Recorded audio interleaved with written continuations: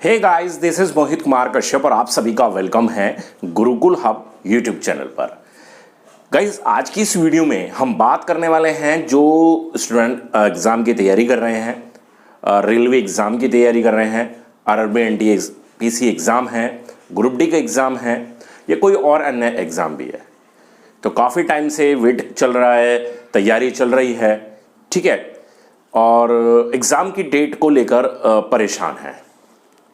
तो आज की ये वीडियो उन सभी युवाओं के लिए बहुत ज़्यादा ज़रूरी है जो किसी भी कॉम्पिटिटिव एग्ज़ाम की तैयारी कर रहे हैं या स्पेशली रेलवे एग्ज़ाम की तैयारी कर रहे हैं और परेशान हैं और कुछ इतने ज़्यादा फ्रस्ट्रेशन में है, डिप्रेशन की स्थिति बनने लगी। इस वीडियो को टिल एंड तक देखें, वीडियो आपके लिए बहुत ज़्यादा बेनिफिशियल होने वाली है।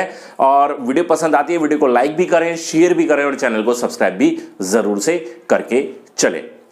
देखिए, यहां पर मैं सबसे पहले बात करना चाहूंगा कुछ ऐसे स्टूडेंट्स के बारे में जो बार बार इस सवाल को पूछते हैं कि एग्जाम कब होगा, ठीक है। और जब रियल तौर पर देखा जाता है तो उनकी तैयारी जो है वो ना के बराबर है। मतलब वो कि 45%, 50% या 55%। तो स्टूडेंट, ये बात तो क्लियर है कि 45 से 50% या 55% पर कोई भी एग्जाम आज की स्थिति के हिसाब से, जिस तरह का कॉम्पिटिटिव एग्जाम अब हो रहा है, एग्जाम में जिस तरह का कंपटीशन देखने को मिल रहा है, उस हिसाब से आप बिल्कुल भी उम्मीद नहीं कर सकते कि 50-55% पर आप किसी भी एग्जाम में सफलता हासिल कर लेंगे। वो एक दौर था 3 साल पहले, 4 साल पहले, 5 साल पहले तक, जब इतने कम स्कोर पर कोई भी स्टूडेंट एक सरकारी नौकरी हासिल कर लेता था। लेकिन अब वो दौर नहीं रहा, अब दौर बदल चुका है, क्योंकि हर एक युवा, हर एक पढ़ने वाला स्टूडेंट है ना, अपने कैरियर के लिए कहीं ना कहीं चुनाव कर रहा है गवर्नमेंट जॉब का। और उसका यही सपना है कि छोटी हो या बड़ी, है ना, छोटी मोटी ही सही, कोई ना कोई सरकारी नौकरी वो हासिल कर ले और जो उसके कैरियर में जो रुकावट बनी हुई है, बाधा जो बनी हुई है, उस रुकावट को खोलते हुए आगे वो अपने कैरियर का निर्माण कर सके। और इसी राह पर वो आगे बढ़ रहा है। और इसी वजह से किसी भी एग्जाम को आप उठाकर देख लीजिए, चाहे एसएससी के एग्जाम है, चाहे रेलवे के एग्जाम है, चाहे बैंकिंग सेक्टर की बात कर लें, ये स्टेट लेवल इतनी सारी वैकेंसीज आती हैं, है ना, पुलिस महकमा है, कोई भी महकमे में आप देखते हैं, किसी भी डिपार्टमेंट में देखते हैं, किसी भी एग्जाम की बात कर लेते हैं, तो हर एक एग्जाम में यही सेम सिचुएशन बनी हुई है, यही एक स्थिति देखने को मिलती है कि कॉम्पिटिशन बहुत ज्यादा बढ़ गया है। उस बढ़ते कॉम्पिटिशन की वजह से ही असर पड़ा है पेपर पैटर्न पर, ठीक है, और उसी से ही फर्क पड़ा है कट ऑफ पर। पहले के मुकाबले अगर देखा जाए, 3-4 साल या 5 साल पहले अगर देखा जाए, तो पेपर का लेवल बहुत आसान हुआ करता था। अगर अभी देखें तो हम कहेंगे अरे इस पेपर को तो बड़े आराम से हम 80, 85, 90 तक का स्कोर कर लेंगे। लेकिन जैसे जैसे समय आगे बढ़ता चला गया, पेपर पैटर्न में भी बदलाव होता गया, क्वेश्चंस का लेवल जो था, जो जहां था वो जहां का तहां चला गया, मतलब पेपर का लेवल भी ऊपर बढ़ता चला गया। लेकिन पेपर का लेवल जैसे जैसे ऊपर बढ़ा, है ना, ये कह सकते थे कि हमें कट ऑफ कम होनी चाहिए, लेकिन क्या हुआ, cut off day by day बढ़ती चलेगी। जहां वही 50, 55, 60 वाली कट ऑफ अब 70, 75, 80 तक भी चली जाती है और किसी किसी स्थिति में 85 तक की भी कट ऑफ देखने को मिल जाती है। और इसी तरह की स्थिति आने वाले एग्जाम में अभी बनी रहेगी, ऐसा ही हमें देखने को मिलेगा, ठीक है। तो यहां पर मेरा उन सभी स्टूडेंट्स के लिए यही कहना है कि स्टूडेंट्स, एग्जाम को बीट करना इतना आसान भी नहीं है कि आप बातों में बात करते हैं और एग्जाम बीट हो जाएगा आपका। अगर मैं ग्राउंड लेवल पर बात करूं, जब तक आप बेहतर प्रिपरेशन नहीं कर पाएंगे, जब तक आप अपने डाउट्स पूरी तरह से क्लियर नहीं करेंगे, है ना, जब तक आपकी प्रिपरेशन एकदम ठोस नहीं होगी, आप एक अच्छा स्कोर किसी भी एग्जाम में हासिल नहीं कर पाएंगे। और जब स्कोर आपका उतना बेहतर नहीं होगा तो एग्जाम बीट करना तो बहुत बड़ी बात हो जाती है। तो इसीलिए आपको प्रिपरेशन पर ज्यादा फोकस करना है, प्रिपरेशन पर ज्यादा फोकस आपका रहना चाहिए।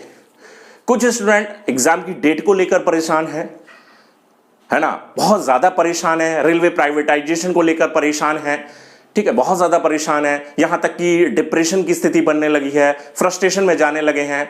तो मैं अपने प्यारे भाइयों से यही कहना चाहता हूं कि देखिए, रुकिए, समझिए बातों को। जो स्थिति चल रही है अभी हमारे कंट्री में, मैं अभी बाहर की बात नहीं कर रहा, पूरे वर्ल्ड हालांकि उस चपेट में है, लेकिन मैं अपने इंडिया की ही बात करता हूं। उस सिचुएशन से उबरने में अभी कुछ समय और लगने वाला है। अभी की रिसेंट की स्थिति आप देखें, रिसेंटली तो बहुत ज्यादा बुरी स्थिति में इस वक्त चल रहा है ना, तो उससे उबरने में अभी समय लगेगा। अभी कोई एग्जाम नहीं हो रहा है ना, तो हो सकता है अभी आपको 4, 5 या 6 महीने और वेट करना पड़े। तो जब आपको पता है कि उस चीज से जूझने वाला मैं एक अकेला इंसान नहीं हूं, मैं वो एक अकेला बंदा नहीं है जिसके साथ ये प्रॉब्लम चल रही है, पूरा भारत उससे लड़ रहा है ना।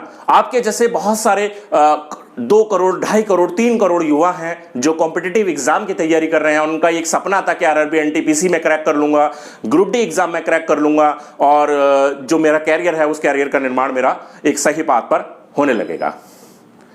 तो आप जैसे बहुत सारे भाई वो भी इस चीज में इन्वॉल्व हैं। तो यहां पर आपको थोड़ा सा संयम रखना है। उस पेंडेमिक जो स्थिति भारत के अंदर चल रही है उस पर आपको देखना है कि अभी ये स्थिति जो रहती है 4, 5, 6 महीने और रहेगी, है ना।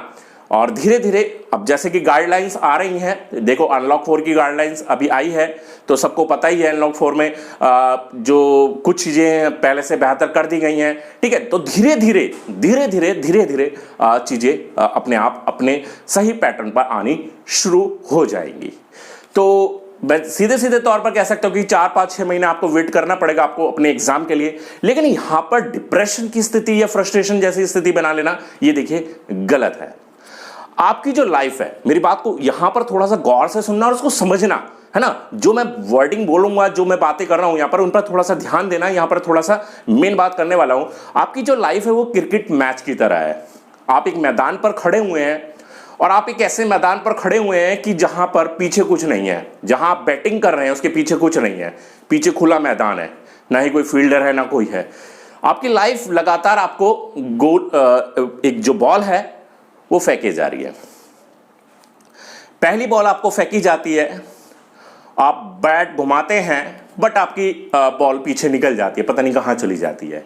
आप बड़े परेशान हो सकते हैं कि अरे मेरे को एक अपॉर्चुनिटी मिल रही थी, मैं उस अपॉर्चुनिटी को हासिल नहीं कर पाया। फिर अगेन एक दूसरी बॉल आएगी, हो सकता है वो भी आपसे खाली निकल जाए। एक तीसरी बॉल आएगी, वो भी आपसे खाली निकल जाती है। चौथी बॉल आपके लिए फिर आती है, फिर आपसे खाली निकल जाएगी। 5वीं बॉल आती है, वो भी आपसे खाली निकल जाती है। 5 बॉल लगातार खाली निकलने के बाद आप हताश, मायूस महसूस करेंगे, डिप्रेशन की स्थिति बन जाएगी।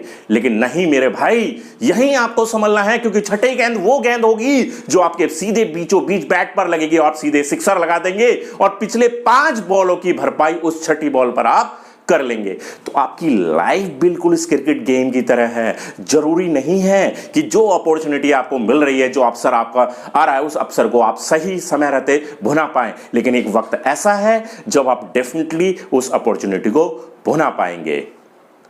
लाइफ में कई बार ऐसी स्थिति होती है, समय की बात रहती है, ये सारा टाइम है कि कभी कभी हमारा समय उतना बेहतर नहीं होता, लेकिन एक मोमेंट ऐसा आता है जब हम अपने आप को साबित कर देते हैं। आप आउट उस समय माने जाओगे जब आप गेम को छोड़कर जाओगे, जब आप उस फील्ड को छोड़कर चले जाओगे तो समझो आप आउट हो। लेकिन अगर आप गेम में डटे हुए हो, लगे हुए हो, तो डेफिनेटली एक ना एक दिन आपकी बॉल पर सिक्सर जरूर लगेगा। और आपने जो सपना चुना है, चाहे वो आरआरबी एनटीपीसी के थ्रू पूरा हो, चाहे वो ग्रुप डी है, चाहे एसएससी सीजीएल है, सीएचएसएल है, एमटीएस एग्जाम है, या कोई भी और अदर स्टेट लेवल एग्जाम है, डेफिनेटली वो सिक्सर आपके बैट से टकराकर स्टेडियम के पार जरूर से जाने वाला है। तो मेरे भाई, मेरे दोस्तों, मेरे स्टूडेंट्स, मैं आपसे बार बार ये अपील करता हूं, मैं बार बार आपको मोटिवेट करने के लिए इसीलिए आता हूं कि इस पेंडेमिक स्थिति से अपने आप को बचा कर रखना है, अपनी पढ़ाई पर फोकस करके चलना है, क्योंकि आपकी पढ़ाई, आपकी स्टडी, आपका मनोबल आपको विजेता बनाने वाला है।